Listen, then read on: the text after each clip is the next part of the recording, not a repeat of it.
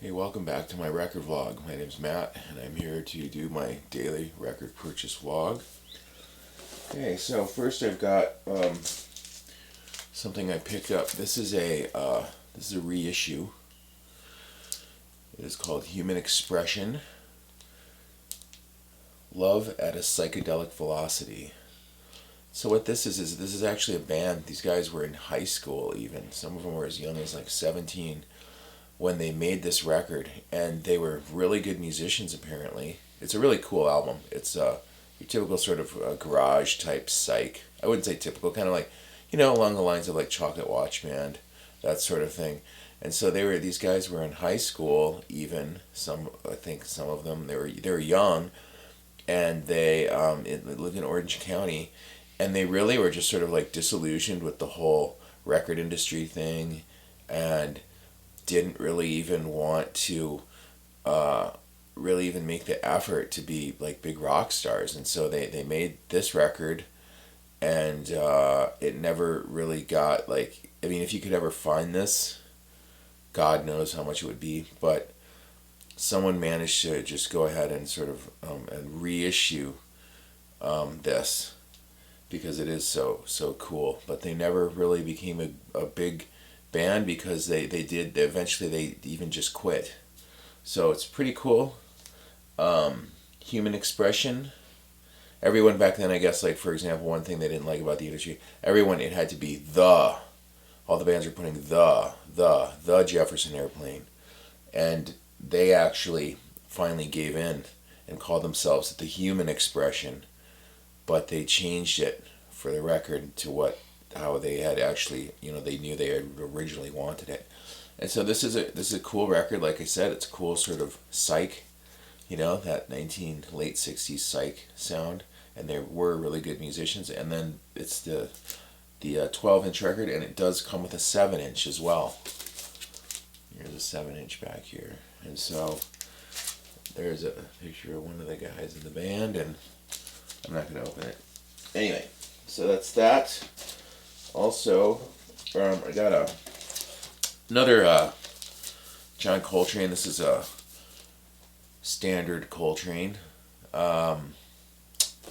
Pretty cool. It's good.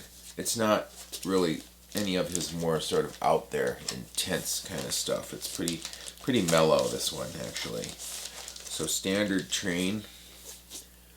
There we have it. Wrong way. Standard Coltrane, yes. I've also I got a bunch of stuff in the mail this week, because I'd been ordering to fill out my Roxy music collection. I got a copy of Stranded. This is a U.S. pressing, a 70s U.S. press. Pretty cool. I had wanted the UK, the other side. I did want the UK pressing, but I ended up with this. So it's a gatefold, and then it's got this sort of like Andy Warhol-esque in the gatefold images. Yeah, I think I got them all now. Actually, the only problem is I did my very first Roxy music album that I have is a reissue. I'd like to fix that. So I do also have. I also got in the mail, and this one's on Island. This is a first pressing of Country Life, and it's got the original cover, the U.S. cover that they put out back then for censorship reasons. They couldn't handle this cover, right? That's too much. So what they did is they removed those two women entirely. And it was basically like, that's the cover. It's like the lamest cover ever. This is on Island Records. It's a first pressing. I was very happy with that. And then of course, this one, oh, you know what? I'm sorry. I'm thinking of a different record. Never mind. There's cool pictures of the band, the first Roxy music album, of Brian Eno looking really wacky, and just the band looking really cool.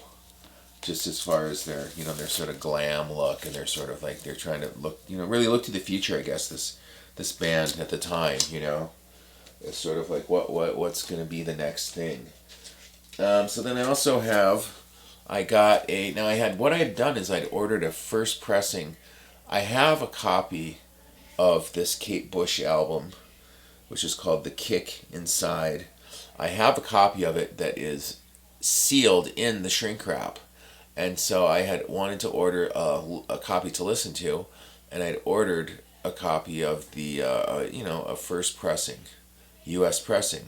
Well, the guy apparently, after I'd ordered it on Discogs, and it was cool that he told me this, that there was a sort of a skip on one of the tracks, and he'd either give me a discount, because the record was about $30, or he could just send me a copy of his Canadian first pressing. So I got a first pressing Canadian on Harvest Records, the record company that David Gilmour of Pink Floyd helped her get on to. Because, of course, he helped her get her start after he sort of, I guess discovered her, really. So then I also got a copy of the Grateful Dead's 1980 issue, Dead Set. This is a couple different shows they did, I think, Madison Square Garden, and I believe from actually the Warfield as well in San Francisco, yes.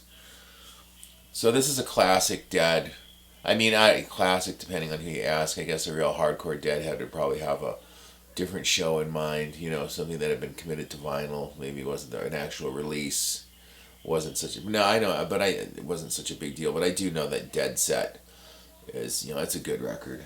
Even the Deadheads, the hardcore Deadheads approve of it. Something else I purchased recently also is I did get, I've already got a few copies of this, and this one is a pretty decent copy of what it is it's an original Rainbow issue. So I guess it's an original issue with the capital Rainbow label. With Beatles stuff, it's always so hard to figure out. That's kind of why, I've heard other people say the same things, that they don't really kind of bother seriously collecting the Beatles records, because there's so many variants of releases. There's so many, I guess there's a lot of bootlegs probably too, and you get into this thing where you think you know what you have, you think you have something good, and then there's some Beatle expert that says no, in fact there's supposed to be an F right under this logo here that shows that it is not, in fact, and that's exactly what happened with this. Now the record store labeled it as an original Rainbow issue, and I went and checked it on Discogs, and everything was in line. Like, there's this little logo right here, and then, it has the song, the credits are written in such a way, Lennon McCartney, and, everything was in line, right? Well, except for one thing. There's supposed to be a letter underneath this record industry of America or whatever logo. And one guy that owns the boutique record store here in town told me, when you're looking them up, if there's every single letter or something doesn't match up, it's sort of like you're probably on the right issue. But then I've had other people tell me that everything has to be absolutely exact, and it's very difficult, I think, to get the matrix numbers to be exact. Maybe it's that the variant hasn't been, recorded or added yet. I'm not sure, but it can be kind of frustrating, and particularly in the case of the Beatles. But what I do is when I see a decent copy of something from the Beatles that is, some kind of slightly rare or something like that, and it's just being sort of labeled as such, and it might be kind of like on the pricey side, I'll go ahead and get it just to have it. Because I have a lot of Beatles records, and I've got like I said, I got 3 of these, 3 Sgt. Peppers, 4 Magical Miss. I've got a bunch of them. And when I was saying about not seriously collecting, one time I did get a copy of Please Please Me. Found it for like $6. I just grabbed it because it was inexpensive and it was in decent condition. I didn't have that one. Well, I went home and just kind of randomly looked it up on Discogs. Well, it turns out that according to what I'm reading about what issue it is a third pressing that's going for like $400. And I ended up going down to the record store and asking this guy, say, hey, if you if you were gonna buy this, can you give me an idea of if I wanted to sell this, like what it would be worth and what this actually is? And he looked at it for a minute and he said, well, it's a second pressing and it is warped. That's probably why it has a warp in it. And so if it, if that weren't the case, this would probably be a $40 record. But that's probably why they priced it like this. And I said, oh well, when I looked it up, I thought it was a third pressing. This and that and the other thing. And then he was just sort of like, oh well, then it probably is. I don't know. And it was. So anyway. Oh yeah. Well, some things that I've gotten.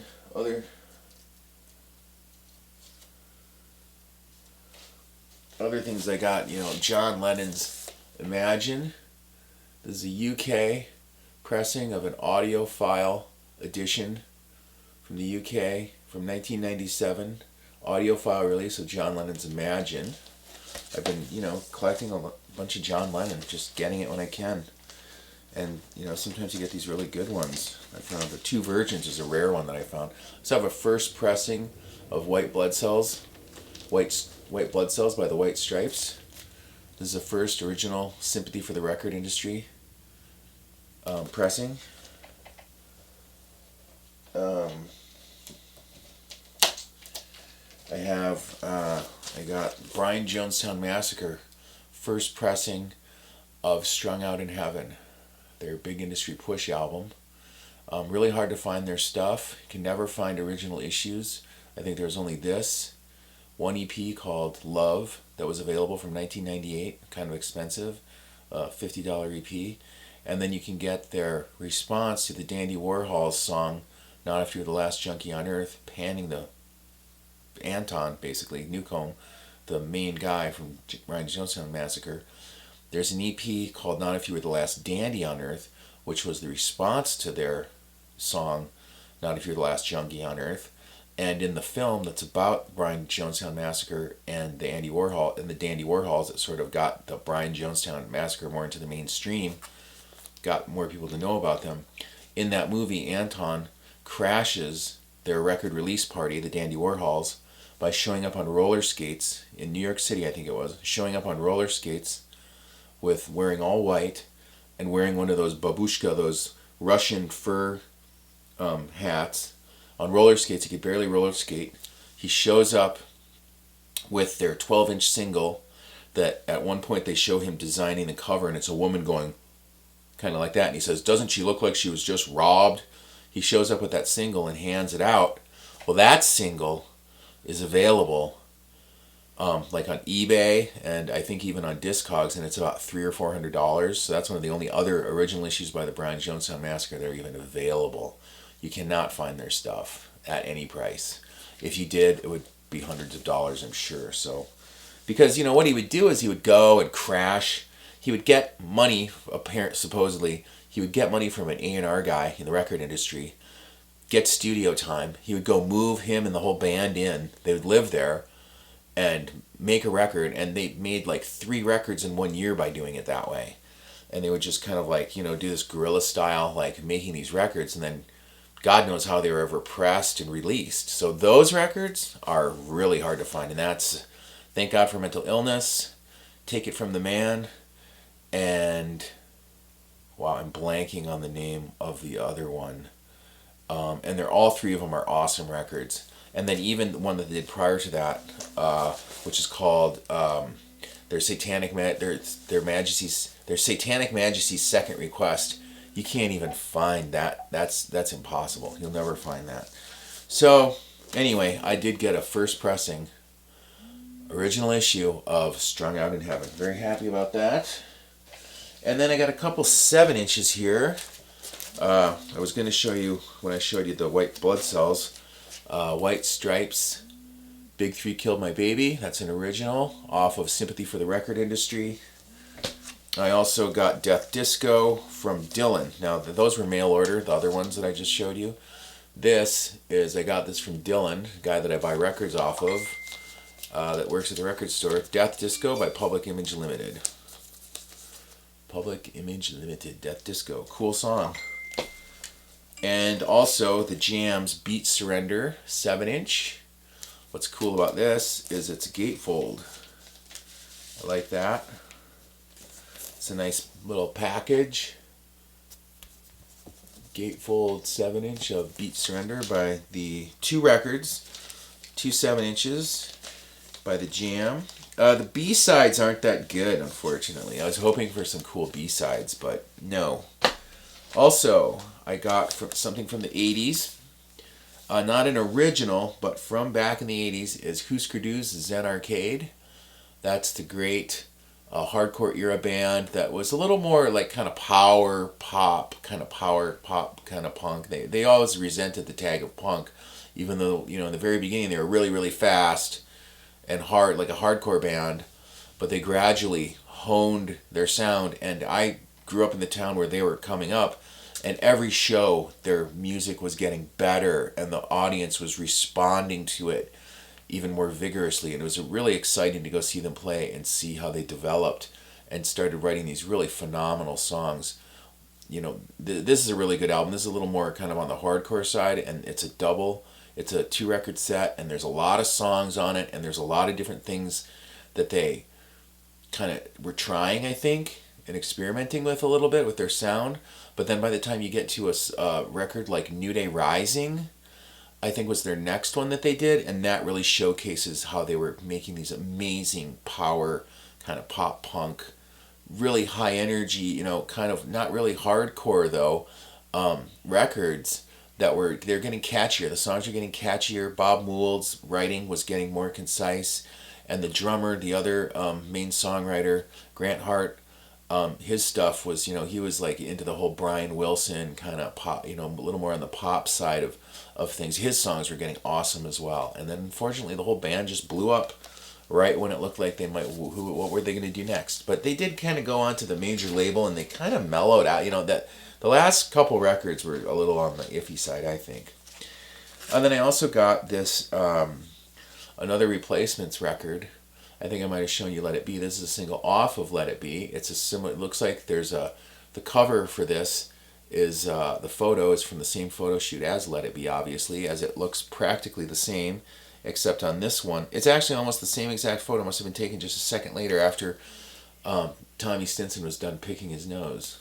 Here, I'll kind of remind you. Pardon me while I'm digging around over here if I can find it quickly, hopefully, quickly. Where is that darn thing? Here it is, right here. Here's the original photo. You can see Tommy Stinson there picking his nose, and then this is like obviously from the same shoot. I mean, everybody else in the band, it's like this, they're doing almost the same exact thing as if it were taken like a second later. But this is cool. It's a nice, good shape from back in the day. It's on Twin Tone, which is the record. This is another band from Minneapolis, my hometown. Same as Husker Du. Band that did really well, that became legends. And this is on Twin Tone as well. It's a small record label in Minneapolis. So there's that and that. And then I also got something that kind of started, I haven't picked up any hardcore in a while, so I got MDC. This is a reissue from 1986. And then I also have a Grateful Dead record, Bear's Choice, Volume 1. And so that's Bear is the guy that, he picks out his favorite shows and then they turn them into records or whatever. And so, this one, I mean, I'm not a huge Dead fan, but I always pick up good copies of, their better records, the more desirable ones. And I saw a copy, I almost got a copy of Touch of Grey the other day, but then I thought, Touch of Grey, what do I need that for, That was the one that kind of got him a little bit of commercial recognition, that song, Touch of Grey in the 80s, and there was even a video for it that was on MTV. Kind of ridiculous, actually.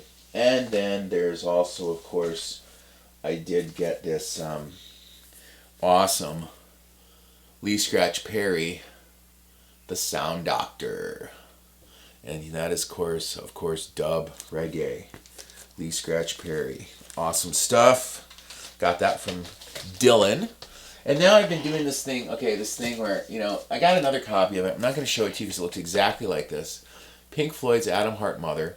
I'd had a copy, and I wasn't too familiar with it. And I was looking at it one day, and I thought, this thing is like a reissue, but I mean like a recent reissue.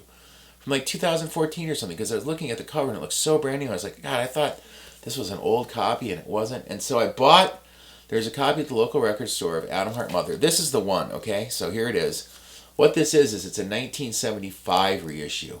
And then what I didn't even know is that even earlier copies, so the original issue is from like 1970, I believe. What I didn't realize, so this 1975 reissue, it turned out, is what it was that I had. And then but I thought I had it, right, okay, I was saying I thought I had like a more even recent reissue.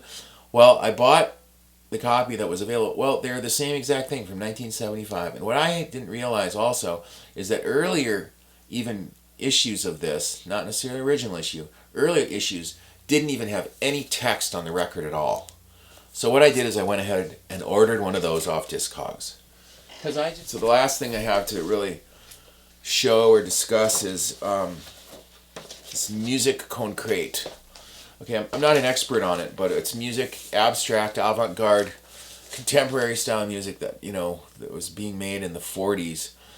And it's got a pretty, there's a history to it. And the idea is it's using regular analog instruments as well as tape to manipulate sounds and even synthesizers.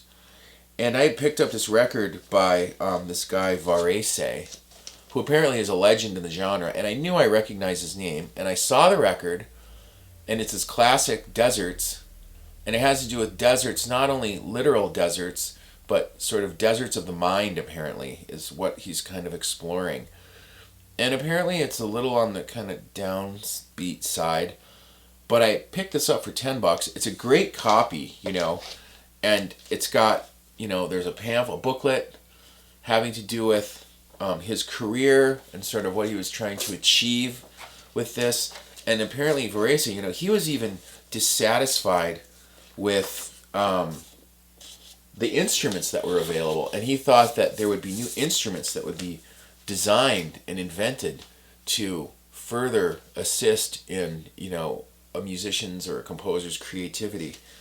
And so this is like orchestral music with other abstract sound synthesizers and tape manipulation as well. It's really cool. If you're interested in that sort of thing, I would certainly suggest checking it out. And I just happened to find this one, a classic in the genre, for $10. And it's in awesome shape. Absolutely nothing to complain about there. And I also had already picked this up previously, and this is the Columbia Princeton Electronic Music Center. It's a 10th anniversary album. There's 2 or 3 albums in here. How many are there? I think there might even be 3 or 4. And so the Columbia Princeton Electronic Music Center was also, into the music concrete thing and was a big sort of player in that sort of movement. And so I just happened to have this as well. And like I said, this is a similar type of thing. This is electronic strictly, as I recall from what I've heard of it. And it's that abstract, electronic music. Very cool. And then the last thing that I have is I did find this pretty cool copy. Oh, I'm sorry. One thing that I have, I also got The Cure. This is a German pressing of 17 Seconds from 1980. And this is really one of their better albums. It doesn't have any hits on it. And it's a good record. And it's really, it isn't quite as poppy and like, do as some of their other stuff. Last thing is, this is something that has been released recently. This is a current artist, Alva Noto. And this person is working in, from Europe, I believe might even be Berlin, is where this is recorded anyway. Alva Noto. And there's 4 volumes of this. And it is very interesting, sort of music concrete, sort of current interpretations, current experiments, I guess, in music. Alva Noto. It's a current issue. I'd recommend getting it if you're into electronica too, because it's sort of abstract, like I was saying, but there is sort of a song structure. It's not sort of like just noise, really. It's a little more listenable in that regard. And so anyway, that's what I have for right now. I'm not going to go to, there's tons of new stuff that I have, like the legendary Pink Dots, an experimental music band from the 80s that I recently got. And then I also have this Italian issue of Blue Cheer. A Blue Cheer record, and this is just called Blue Cheer. I got that. And it's good. These guys are a good band, you know. Pretty underrated, although record collectors have sort of glommed onto it. And then, you know, oh, here's one last thing I wanted to mention was I had a reissue of Queen's that was given to me, actually. A reissue of Queen's Sheer Heart Attack. Right? Here it is. And then I found very cheap here copy. This is probably a reissue too, but it is from the 70s. It's a Best Buy edition. Those inexpensive copies that they... where does it say Best Buy on it? I know it does. Well, I think it's the hype sticker that says Best Buy. No, this is Your Music Plus. Well, anyway, I'm sorry, I was mistaken. I thought it was a Best Buy. What it is it's... which was it's just a sticker that says Best Buy, and there were more. It was actually printed on the jacket of that edition of records. They were just inexpensive editions of already released records. But this is actually, I'm gonna have to look this up. But this one is from the 70s, and it's in the shrink wrap of Queen's Sheer Heart Attack. And you know what? Sure enough, I put it on. The original sounds way better, way better. And so thank you very much. That is the conclusion of this. I kind of crammed in a lot of records, and just thanks for paying attention. Please like and subscribe